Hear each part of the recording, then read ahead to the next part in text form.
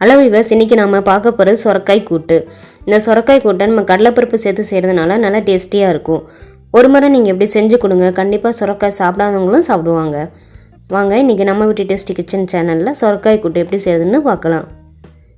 இது வரைக்கும் நம்ம சேனலை சப்ஸ்கிரைப் பண்ணாதவங்க பண்ணுங்கள், பக்கத்தில் இருக்க பெல் பட்டன் அழுத்தாதவங்க அழுத்துங்க. வாங்க வீடியோக்குள்ளே போகலாம். இதுக்கு தேவையான பொருட்கள்: ஒரு சொரக்காய் எடுத்து இந்த மாதிரி கட் பண்ணி வச்சுக்கோங்க. கொஞ்சம் கருவேப்பிலை எடுத்துக்கோங்க.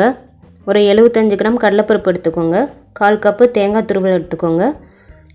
2 தக்காளி பழம் இந்த மாதிரி நைஸாக கட் பண்ணிக்கோங்க. அப்புறம் 2 டீஸ்பூன் மிளகாய்த்தூள், தேவையான அளவு உப்பு, கொஞ்சம் வடகம் தாளிக்கிறதுக்கு எடுத்துக்கோங்க. வடகம் இல்லைன்னா கடுகு சீரகம் போட்டு தாளிச்சிக்கலாம்.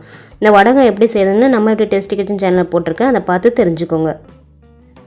ஃபஸ்ட்டு கடலைப்பருப்பை ஒரு 1/2 hour ஊற வச்சுட்டு குக்கரில் வச்சு 4 விசில் வச்சு எடுத்து வச்சுருக்கேன். அடுத்து நம்ம கட் பண்ணி வச்சுருக்க சொரக்காயை குக்கரில் எடுத்துக்கலாம். அதோட கூட மிளகாய்த்தூள், உப்பு, தக்காளி பழம் சேர்த்துக்கோங்க. தேவையான அளவு தண்ணி விட்டுக்கோங்க. இப்போ இதை நல்லா கிளறி விட்டுக்கலாம்.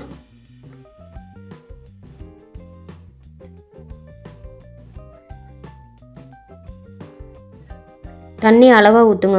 ரொம்ப ஊற்றுனா கூட்டு தண்ணியாக போயிடும் நமக்கு. ஏன்னா சொரக்காயிலேருந்தே தண்ணி விடும். அதனால் அளவாக தண்ணி ஊற்றி வேக வைங்க. குக்கரில் மூடி போட்டு ஒரு விசில் வச்சு எடுத்துக்கோங்க. பாருங்கள், நல்லா வெந்திருக்கு.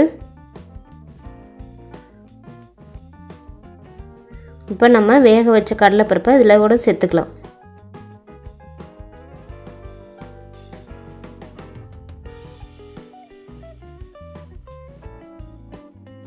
கடலைப்பருப்பு இதோடு சேர்த்து கொதிக்க விடுங்க.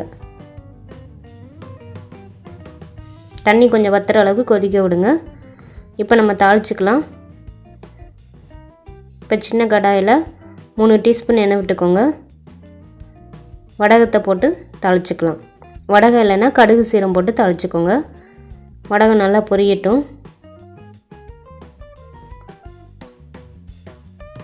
இந்த வடகம் தாளித்து கொட்டுறதுனால கூட்டு நமக்கு நல்லா வாசமாக இருக்கும். அதோடு கூட கருவேப்பிலையும் சேர்த்துக்கோங்க.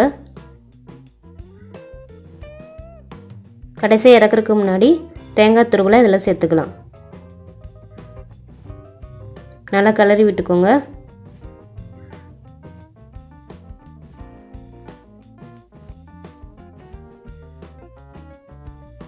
இப்போ நாம் தாளித்ததை இதில் கொட்டிடலாம்.